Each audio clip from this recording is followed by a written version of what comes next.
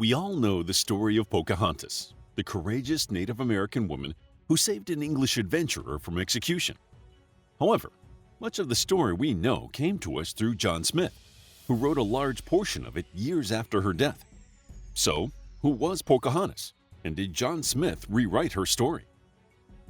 Popular culture has depicted Pocahontas as someone who challenged her people to save John Smith, with whom she fell in love. In the well-known tales, Pocahontas fell for another English explorer, John Rolfe, after John Smith returned to England. At the end of Disney's Pocahontas 2, she sails away into the sunset with her new love. The true story of Pocahontas is far less idealistic and far more tragic. But how did this romanticized version of events become so prevalent? To answer this, we must look at how Pocahontas came to public attention. The English explorer John Smith wrote several books after he returned from New England to Old England around 1616. His books were detailed descriptions of Virginia and New England in the early 1600s, and his most famous was The General History of Virginia, New England, and the Summer Isles, which contained descriptions of his encounters with Pocahontas. Smith had grown up in Lincolnshire and was apprenticed to a wealthy merchant in his teens. At around 17, he started his military career. When Smith was 26, he joined a group preparing to travel to North America and establish a colony. Smith was appointed to the colony's governing council that would go on to become Jamestown, and had a pretty antagonistic relationship with the other governors, supposedly due to Smith's focus on survival compared to the others who were preoccupied with status and the privileges that came with it. Smith prioritized trading with the indigenous Americans for coin and mapping the surrounding area. He explored the region through a series of river voyages, which is how he first crossed paths with Pocahontas. In December of 1607, Smith and his party were exploring the Chickahominy River when members of the Powhatan ambushed them. The Powhatan comprised more than 30 native North American tribal groups who spoke Algonquin. The two men with Smith were killed, and Smith was taken back to Werowocomoco, where he was presented to Chief Powhatan, also known as Waun Seneca. Smith was kept as a prisoner for about a month before he was condemned to death when Powhatan ordered men to hold Smith's head on a rock and strike it with clubs. According to Smith, at this point, the chief's daughter intervened and rescued him. At the minute of my execution, she hazarded the beating out of her own brains to save mine. And not only that, but so prevailed with her father that I was safely conducted to Jamestown. This event has been much debated, with some claiming that the incident never happened, mainly because Smith did not include his rescue in his first books, and references to Pocahontas putting her life on the line to save Smith were published after she died. Some historians postulate that the exclusion of this part of the story was due to not wanting her to be able to refute it. However, it is possible that Smith had wanted to include the story in his early works, but it was edited out by the colony's sponsor, the Virginia Company. Furthermore, there is some evidence that the incident was all part of a ritual to initiate Smith into the tribe. The main argument for this is that a similar thing happened to a Spanish noble in Florida. Juan Ortiz was a prisoner for 11 years, and when explorer Hernando de Soto found him, he told the story of how the chief's daughter had requested that he be spared from execution seconds before he was to die. Smith's first mention of Pocahontas comes from his 1608 book A True Relation, when the people of Jamestown kept members of the Powhatan Empire captives. Smith writes, Powhatan, understanding we detained certain savages, sent his daughter, a child of 10 years old, which not only for feature, countenance, and proportion, much exceedeth any of the rest of his people, but for wit and spirit, the only non-parial of his country. If Smith's story about his time in Werowocomoco were true, this would have been at least his second encounter with Pocahontas, and it is clear that he deeply admired her for her looks and personality, despite her being only around 10 years old. Smith recognized the importance of Powhatan sending his beloved daughter, and the captives were released and sent home with Pocahontas and the rest of the party. Pocahontas visited Jamestown many times. She would visit the fort naked, as was usual for Powhatan children, and turn cartwheels with the young boys. She is not mentioned again in A True Relation, but in the glossary of his 1612 book A Map of Virginia. Smith includes some Powhatan words in a few sentences. One of the sentences translates to "Bid Pocahontas bring hither 2 little baskets, and I will give her white beads to make her a chain." Although there is no reference to when or why Smith learned this particular phrase, it does hint that he knew Pocahontas well enough to go to the trouble of speaking to her in her own language. Some historians postulate that it was Pocahontas who taught Smith some Powhatan phrases.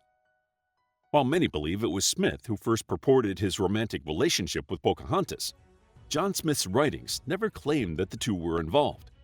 In fact, he specifically denies having any intention to marry or have a sexual relationship with Pocahontas in his book The Proceedings of the English Colony in Virginia, because his fellow settlers had accused him of wanting to make himself a king by marrying Pocahontas.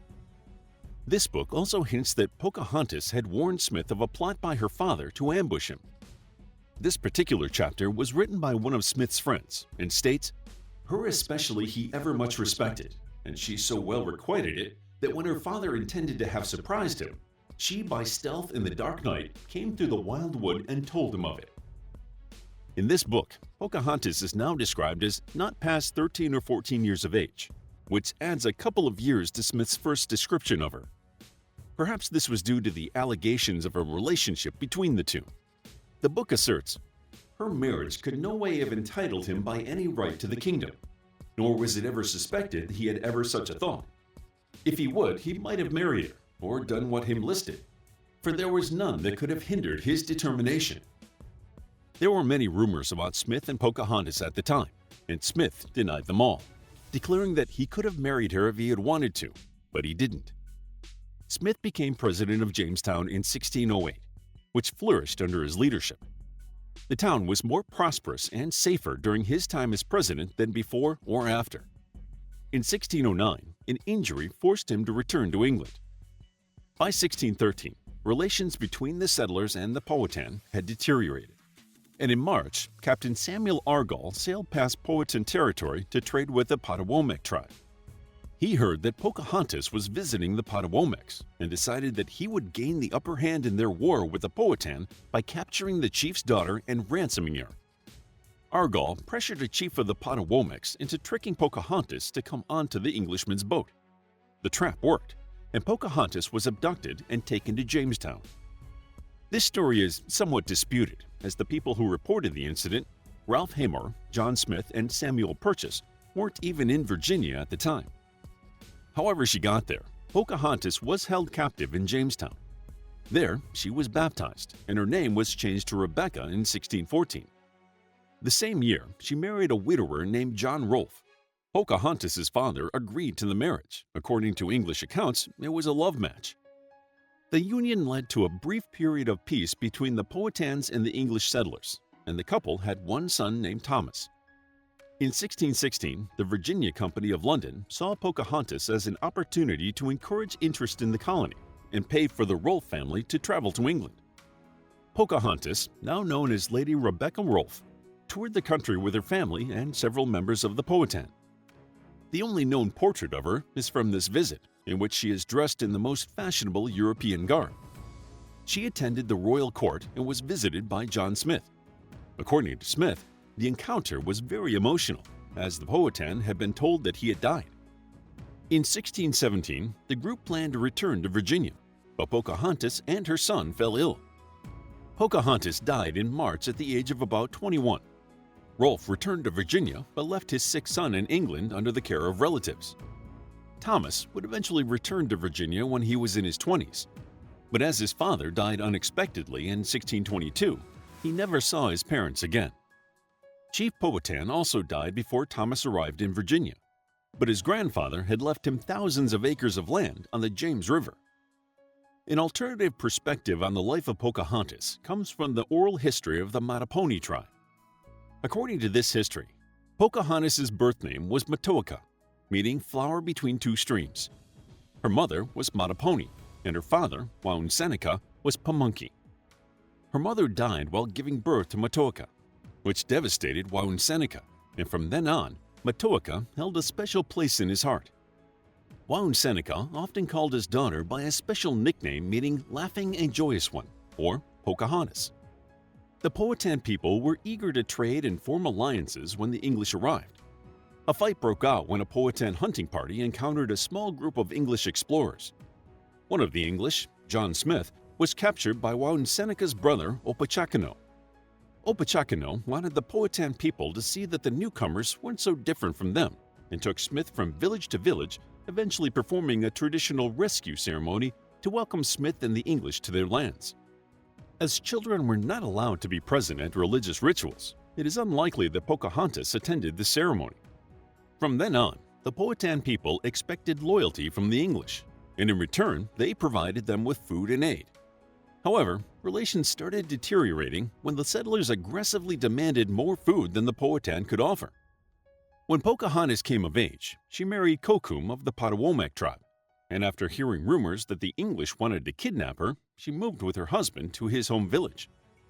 The couple soon had a son, but it wasn't long before the English captured Pocahontas, after which Captain Argall killed her husband, Kokum. Juan Seneca paid the demanded ransom, but Pocahontas was not released. She confided in her sister that she had been raped and thought she was pregnant. According to oral history, Pocahontas gave birth to Thomas before she married John Rolfe. In 1614, the English staged a botched ransom payment and told Pocahontas that her father had refused to pay her ransom as he did not love her. She was forced to convert to Christianity and married John Rolfe to legitimize her son, whom she hoped would create a bond between the settlers and her people. Juan Seneca consented to the marriage out of fear that his daughter would be harmed if he said no, and John Rolfe gained the help of the Powhatan spiritual leaders with his tobacco crops. In 1616, Pocahontas and several Powhatan members, including Monachana, Pocahontas' sister, were sent to England. Shortly before Pocahontas died, she had dined with Captain Argall, and when Monachana returned to Virginia in 1617, she was convinced that her sister had been poisoned, as she had been in good health until the meal with Argall. Juan Seneca despaired that he could not protect his favorite child and died the following year. Perhaps the truth about Pocahontas lies somewhere between these two versions, but the romantic notion of a headstrong Native American falling for an English explorer is much more palatable than a young girl being captured and dying so far from home. Despite the falsehoods in the popular films about her, seeing a strong Native American figure as a main character helped to open discussions about Native American culture and history. Pocahontas tried to encourage understanding between two vastly different worlds while she was alive, and her story is still being used to bridge the gap between two cultures and help her people tell their history. How would you like to get a deeper understanding of history, impress your friends, and predict the future more accurately based on past events? If this sounds like something you might be into, then check out the brand new Captivating History Book Club by clicking the first link in the description. To learn more about the history of America, check out our book, The New World, A Captivating Guide to the Americas, Age of Discovery, Christopher Columbus, and the Transatlantic Slave Trade. It's available as an ebook, paperback, and audiobook. If you found the video captivating, please hit the like button and subscribe for more videos like this.